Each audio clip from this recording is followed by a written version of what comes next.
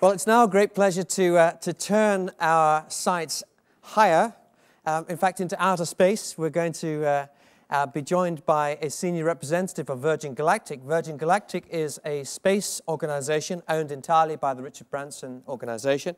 And Stephen Attenborough is the commercial director. Actually, he's not just responsible for selling seats, he's also responsible for managing people, getting them through the fitness training programs and orientated safely up and hopefully down. Stephen, welcome to you. Thank you. The future of entertainment. Thank you. Thanks, Patrick, and good afternoon. We get asked to a lot of conferences because I guess it's a pretty unusual subject, and so we get invited to green conferences, technology conferences, medical conferences, education conferences.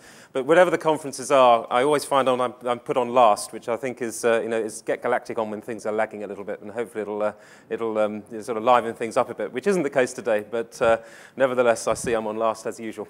But I really wanted to talk to you this afternoon about the world's first commercial space line, Virgin Galactic.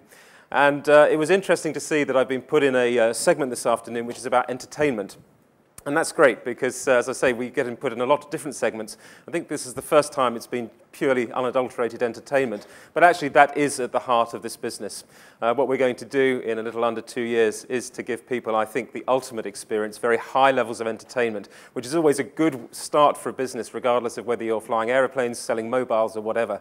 If you can keep people happy, keep them entertained, commercial viability probably follows fairly soon behind. So I think what I'd like to do this afternoon then is to tell you a little bit about why we're doing what we're doing, because it may seem a little bit of a strange thing to do, to take people to space, and also a little bit about how. And then I'm going to let you watch a video, which is some real live footage, because the Virgin Galactic business is proven. The technology that we're investing in very heavily at the moment did fly into space 3 times in 2004.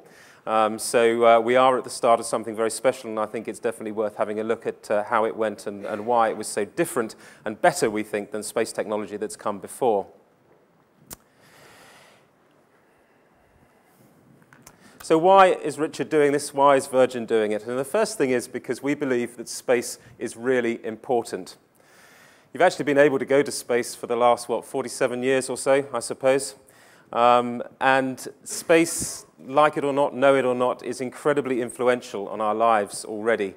The way that we communicate, the way that we feed a burgeoning population, the way that we can forecast weather, and indeed the way that we can actually know a lot about the climate change which is occurring, all comes from the fact that we do have access to space.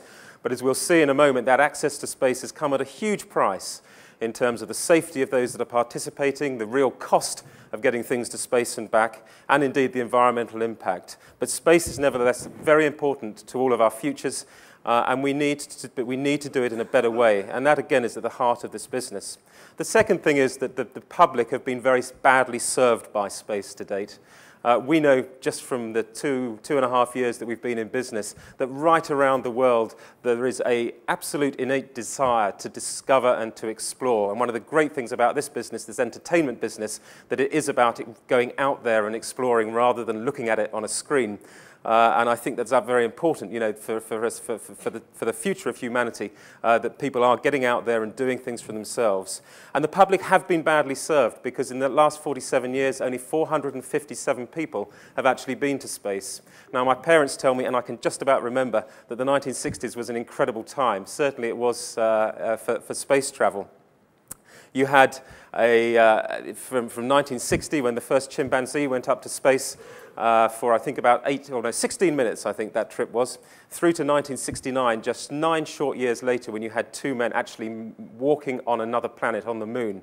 It was a time when things happened so quickly. There were huge expectations that a new age had really dawned. And there were a lot of kids in the 60s at that time who really believed, and they were told by their parents, that they would be going to space by the 1970s or the 1980s. It didn't happen, and we'll look at a few reasons why it didn't happen in a second.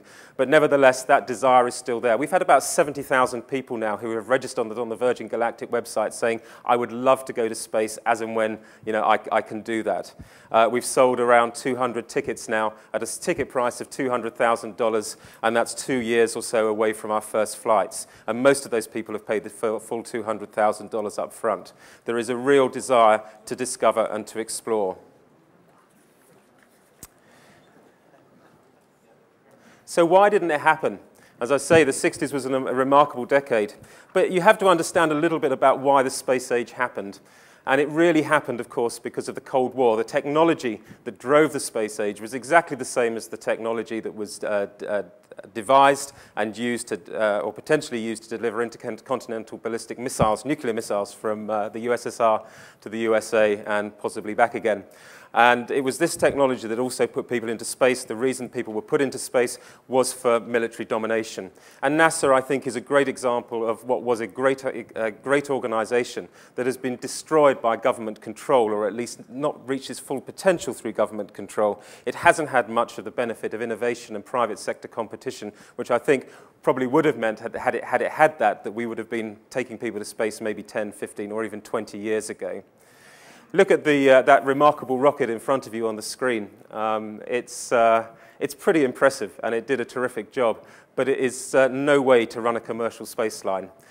Ground-based rocketry is very, very dangerous. The poor guys that are right on the top, that little bit that you can hardly see at the top of the screen there, are sitting on a bomb, on a missile. When that thing takes off, if it all goes well, then they'll probably be okay. But if anything goes wrong in those first few seconds, the game is pretty much over. With a bit of luck, you may be able to be ejected very, very powerfully, probably up to 20 Gs away from the spacecraft, which may be okay if you're a hand-picked, super fit astronaut, but not okay if you're a customer of Virgin Galactic. So we rejected that sort of technology. The other thing is it's incredibly wasteful, and this comes back to why, talking a little bit about why the space age happened and the impetus at the time. There was no thought really given to cost or reusability. It was all about getting there first. And again, if you look at this rocket behind me, right until the top bit where the guys are sitting, that comes back to Earth. Everything else doesn't. It's all wasted. And of course, even when the capsule comes back to Earth, it can never be used again. And that's rather like if the aviation industry had gone this way, it would be rather like every time we flew a 747 to New York, you dumped it in the Hudson and got a new one. It's not a great business model.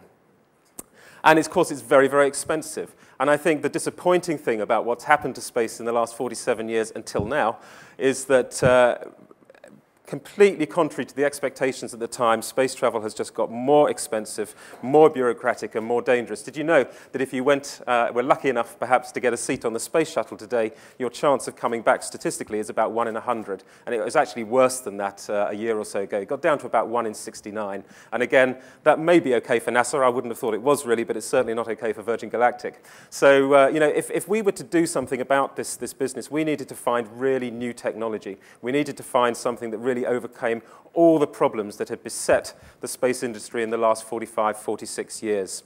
And we did find that, and the film I'm going to show you in a moment shows that incredible day in 2004 when one man did what only the world's 3 most powerful governments had done before him, and that was to put a man in space. And he did it with a budget of $25 million, not $1 billion. And he did it with a very small team of people. And when you watch the video, you'll see that this is not a NASA mission control. This is a room in a small company in Mojave. But they did a fabulous job. And that guy's name is Burt Rutan, the engineer. Burt Rutan, for those of you who know him, is an American. He lives in the Mojave Desert in California. And Burt is a genius, and I use that term very, very comfortably. He has designed and built the most innovative aircraft, both for private use and for military use, going back 25, 30 years now. And what he did with his little spacecraft there, Spaceship 1, was extraordinary. Burt was actually, I think, had got fed up with waiting for somebody to take him to space. But he was really inspired to do this work with Spaceship 1 by the existence of a prize called the Xprize. The Xprize was devised back in the 90s by a guy called Peter Diamandis, who was inspired by the history of aviation. And if you look at the history of aviation, you'll see that actually many of the milestones that were reached and passed were because of the existence of prizes. Charles Lindbergh crossing of the Atlantic is a good example. Alcock and Brown crossing the Atlantic in 1919 is another good example. Prizes have been really important catalysts. So Peter Diamandis decided this could work for space. He put $10 million up and said that if anybody, a private individual, could fund, design, build, and then fly, and it had to be a manned space flight, and it had to happen twice in the period of a fortnight, if anybody could do that, then $10 million was theirs. And Burt, I think, set out on that quest very confidently, very enthusiastically, and he came up with a completely new way of thinking about space access. and a system which proved itself fantastically 3 times in 2004. Before I show the video, let me just tell you what those innovations and what those essential differences with Burt's way of getting to space and Virgin Galactic's way of getting to space was, and space travel in the past. The first thing is that you do not take off from the ground on a Virgin Galactic spaceship, you take off from the air. So we're actually building 2 new vehicles at the moment, a carrier aircraft, which is going to be called White Knight 2. It'll be the largest all-composite aircraft in the world, and it's now taking shape in the hangar in Mojave. And that aircraft, that carrier aircraft, will lift our new spaceship, which will be called Spaceship 2. And that will be about twice as large as Spaceship 1. It'll seat 6 passengers, and it'll take you up to 50,000 feet, the cruising altitude of Concorde. And only at that stage do you get launched into space. If all is well, the spaceship gets released, and the rocket motor fires. And this is the second innovation, that we use a hybrid rocket motor. It's a rocket motor which consists of an oxidizer, a very safe oxidizer, nitrous oxide, and a fuel, a benign fuel. In the case of Spaceship 1, it was actually rubber. These 2 components are completely safe on their own. They don't ignite if you accidentally put them together. They don't have to be stored under pressure. But if you do combine them and then ignite them, they produce a very powerful rocket thrust. And the lovely thing about this is you can also turn it off. If you're on the shuttle at the moment and the rocket gets launched, you have to sit there and hope it's going to work, because it'll keep going till it burns out. With Spaceship 2 and Spaceship 1, if any problems at all, if your passengers are freaking out, if the pilots are a little bit unsure about any of the instrumentation or whatever, he can flick a switch, the rocket motor shuts down, you glide back down to Earth and start again. So that was innovation number 2. Number 3 is coming back into the atmosphere. And if you talk to anybody who knows anything about space, they'll say it's not too hard to get there, it's bloody hard to get back. And the reason for that is that when you come back into the atmosphere, you're going extremely fast. The laws of physics tell you that. And what happens is you start to hit the molecules of air in the upper atmosphere. Things get very, very hot. That's why, thinking back to the rocket, they had a little capsule which was pretty much bomb-proof. It went through the atmosphere once, red hot like a ball of flame, parachuted to ground, never used again, but hopefully the people would walk away from it. The shuttle does it differently. It comes in like an aircraft. It has to be controlled. The exact trajectory has to be controlled, because if it's too shallow, it'll bounce off the atmosphere. If it's too steep, it'll go too fast, and the heat buildup will be excessive. The flight control systems get damaged, and the game is over. And the way that the shuttle tried to cope with that was by putting heat-resistant tiles around, which, as you know, have not been terribly reliable. Burt Rutan did this in a completely different way. He's an aeronautical genius. He thinks about things in terms of aeronautics, and apparently he jumped up in the middle of one night and shouted to his wife, "It's a shuttlecock." She was slightly bemused by this, but he subsequently explained that if you throw a shuttlecock up into the air, however high you throw it up, it'll always come down with the ball first, because that's the heaviest bit. It's the aerodynamics making it do that. So you can control your attitude. The second thing with a shuttlecock is that it comes down slower than a ball, and the reason is because it's got feathers. It's got air brakes, effectively, which slow the rate of descent. Burt decided if he could make his little space plane into a shuttlecock or a feathered state while it was in space by changing the position of the wings, then there was just a chance that it might act like a shuttlecock. It always come back in the same attitude and also slow down aerodynamically, so no thermal, no heat protection was needed, and there's no sophisticated flight control systems, and the pilots need to do very little. He put that into Spaceship 1, and it worked perfectly. And so that was the third innovation.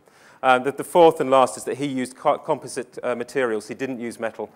So this is a very, very efficient spacecraft and aircraft. As I say, the carrier aircraft will be the largest composite aircraft in the world. It's very durable material, it's very heat resistant, it's very tough, it's very light, and it's very fuel efficient. So where we are now is that we have ordered the new generation spaceship from Burt Rutan. We've ordered 5 of those, 2 new carrier aircrafts. They're being built in Mojave as we speak. Test flights will start next year. Commercial operations, we hope, will start in 2009, depending on the success of the test flight phase. Richard, of course, will be on the first inaugural flight, and then we'll start flying some of the 200 people that have already booked tickets. But what I want to do right now is to play you the video, and I will just say a couple of things as this video moves through. But most of the things you've heard me talk about, particularly the innovations you'll see happen on this flight.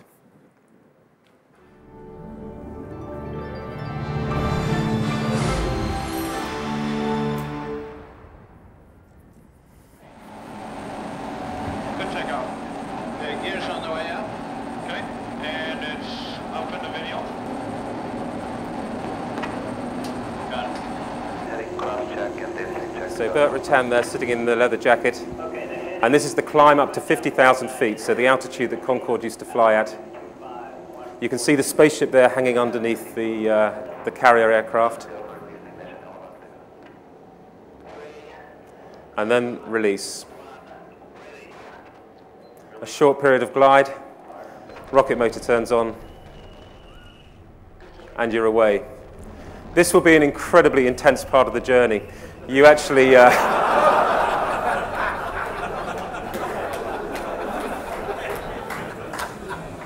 but fun intense. So you reach supersonic from virtually standstill in 8 seconds, and you keep on accelerating up to 2,500 miles per hour. That's three times the speed of sound. Outside the window, the sky's going to be turning color. You can see there through blue to purple to black as you leave the atmosphere and into the blackness of space. That rocket burn lasts for about 90 seconds, and you're going to be pressed back in your seat with about 3.5 Gs.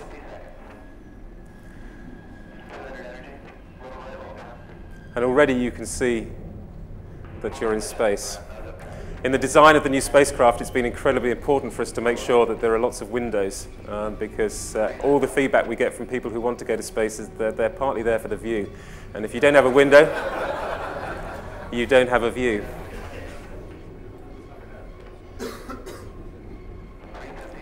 So rocket burn coming to an end now. And immediately that happens, there'll be a huge contrast in the cabin of Spaceship 2.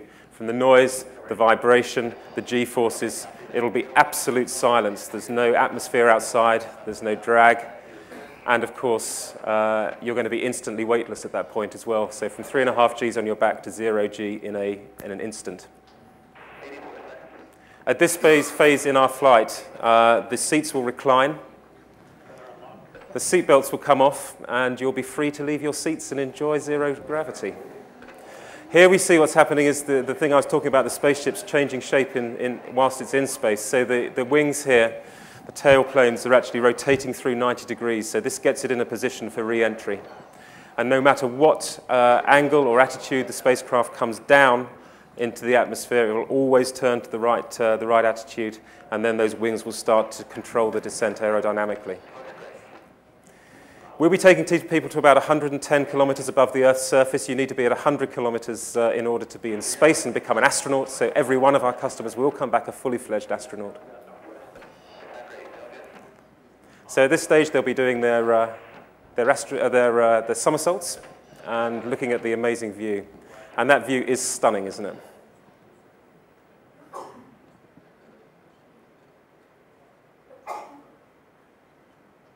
And it's only a view you can get in space.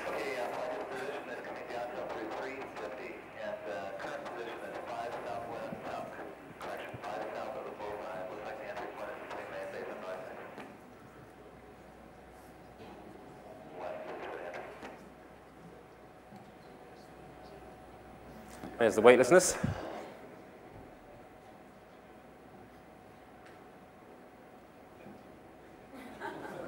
You see, he's not having to do a whole lot here, is he?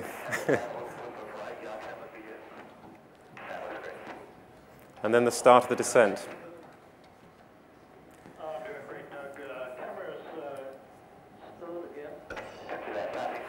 So as you come back into the Earth's atmosphere, people will be coming back into their seats, which will be fully reclined by then. And there you can see a particularly good shot of the feathered re-entry, the craft just floating back down into the atmosphere. The reason that we have people reclined for that period is because the G-forces again build up fairly rapidly because the craft is being slowed so effectively. And then back to 60 or 70,000 feet, still looks like space. For the pilots re-feather the wings, and then you've got a composite light glider, and the next half an hour will be spent on a very enjoyable glide back to the runway.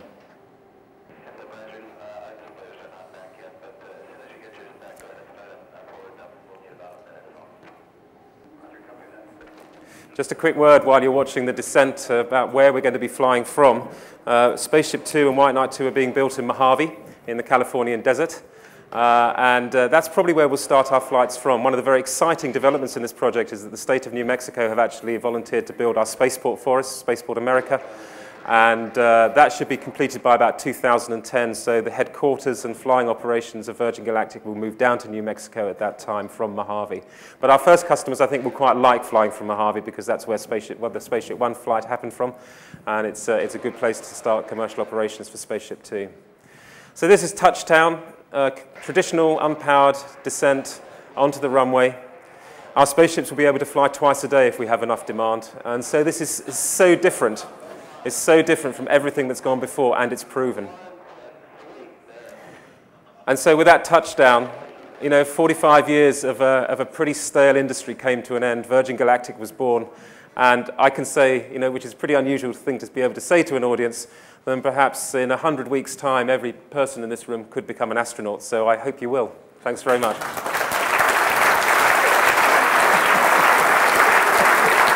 Thank you.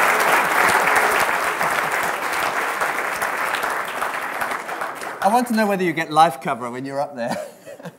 So put your hands up if you'd be happy to go. Right. Put your hands up if you're still a bit concerned about the technology. You'll let a few people go first. Okay. Well, you won most of us. That's pretty impressive. We just got time for a couple of questions. Anybody want to ask a question about this technology? Yes. How long is the flight? This is a suborbital flight, so it's the sort of flight that Alan Shepard did, which is straight up, blast into space and back. So the total duration of the flight is about 2.5 hours, preceded by 3 days of preparation and training. Yes, just shout it out. How was the first capital raised? I mean, usually... First capital, where did it come from? Came from Virgin. Okay. Well, actually, no, that's not true. For Spaceship 1, it came from Paul Allen. So the $25 million for the development of Spaceship 1 came from Paul Allen, co-founder of Microsoft.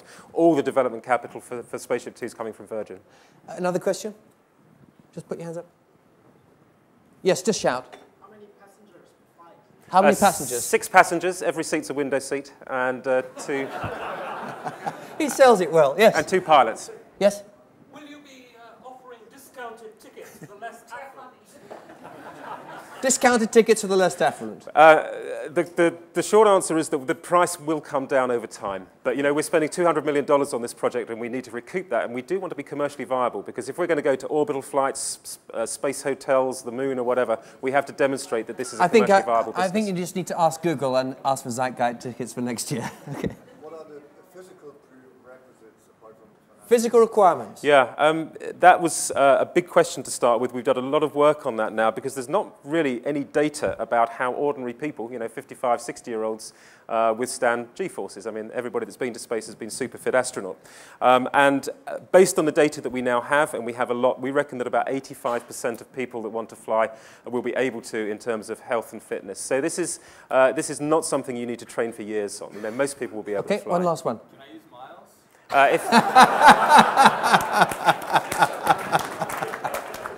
Being Virgin, we've thought of that. And so actually, if you have 2 million Virgin Atlantic Air miles, you've got a ticket. Fantastic. Thank you very much. Actually, stay. Thank you. Well, we started a little late, but we do have about 6 or 8 minutes for some questions, which can be not only to Stephen, but also to Chad on the YouTube experience. It could be to Peter on his insights about Endemol and the future of broadcasting. It could be to Matthias on the reinvention of print and moving into this multidimensional world, or indeed it could be to Mark about any of the aspects of the digital world that Mark was talking about. Would anybody like to start with a question to any one of the panel?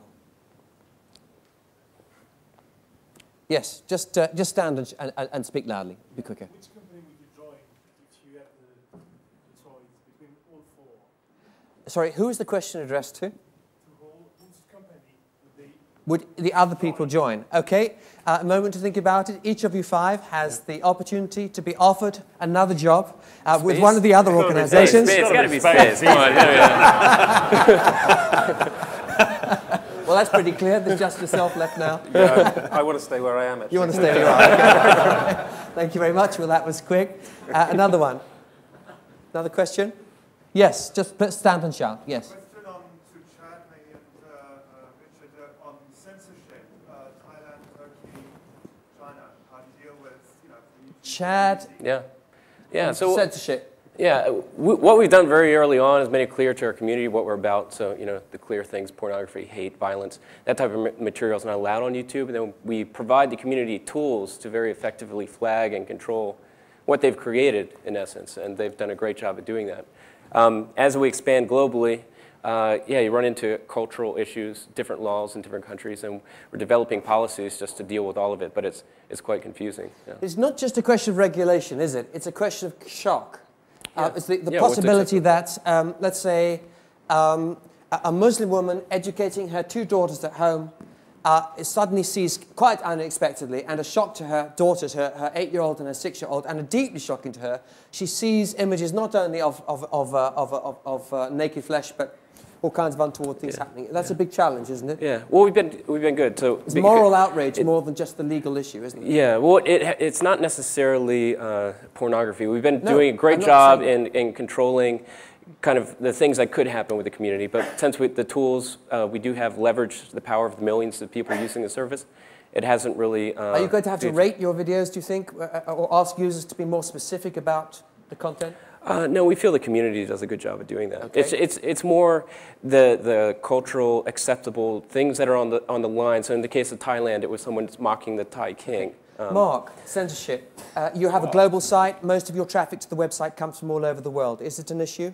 Yeah, and I wouldn't want to underestimate governmental attempts at censorship, which in some parts of the world are growing. Do you want to name some governments? I think China is an issue. Both our Mandarin radio service and our Mandarin website and parts of our English language website are blocked in various ways. Iran has started blocking both our Farsi website and, again, our radio service. We've had some issues in Russia recently with our Russian radio service. I mean, I think, there's a story about what's going on around the world. Many parts of the world, of course, what's happening is an incredible new freedom of media, but that's not true everywhere. Thank you for that. Another question? Yes. For Endemol and YouTube, Endemol, you rely on the aggregation of eyeballs with your content. And I say YouTube is working at disaggregation because you create many little things for smaller audiences. Where do you think both of those places work? Okay, let me just repeat that question. There's an interesting thought. On the one hand, you've got Endemol saying what we're doing is we're aggregating eyeballs. On the other hand, YouTube saying, hey, we're interested in communities of one person. Where does it fit? Where do those two ideas fit together? Yeah. Chad? I can start first. I mean, yeah, we're allowing an individual to create an audience, but that extends to professional content creators.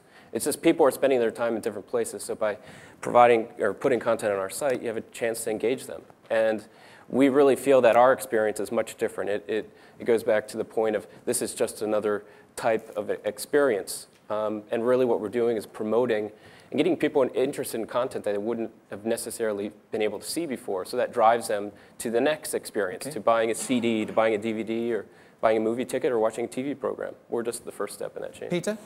Aggregating eyeballs sounds rather painful, doesn't it? Sounds like some terrible medical procedure. But it's certainly not our intention to cause pain, merely enjoyment of entertainment. And so what we do, and what we believe in, I think what we're doing is both of those things. I mean, Chad just was talking earlier about that splendid gentleman who told those Second World War tales, and you were talking about how many people had accessed him and watched his stuff, and they may not have done it all at the same time, but they were together aggregated. So that's a sort of long tail coming out of that, of people doing it in particular order.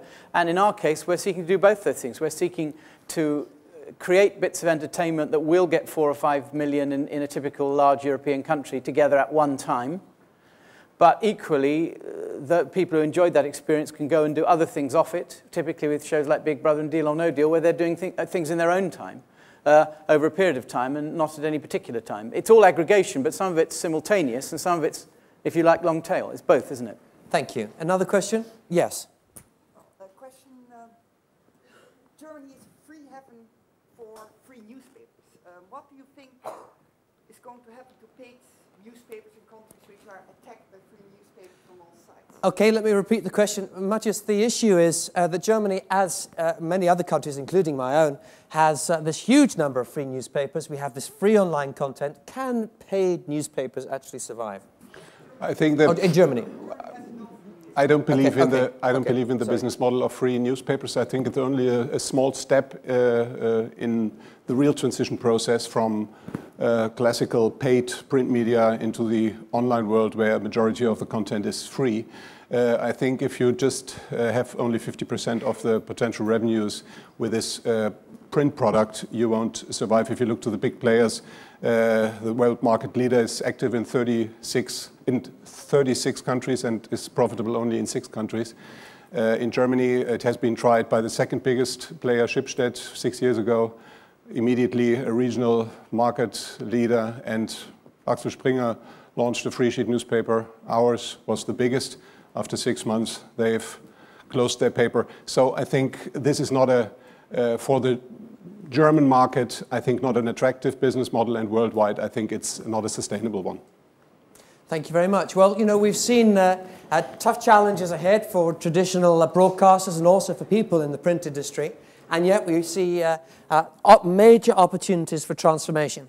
We've gone right through to the other extreme, and we've seen a business grow from nothing in the back room of someone's house to something in 12 months worth nearly $2 billion, with all kinds of important learnings for just about every company represented here. And we've also seen how to get the ultimate in the sensational experience of going into outer space. My friends, we're in for an exciting future, and I'd like to thank all of our guests very much. Thank you. Thank you. Thank you.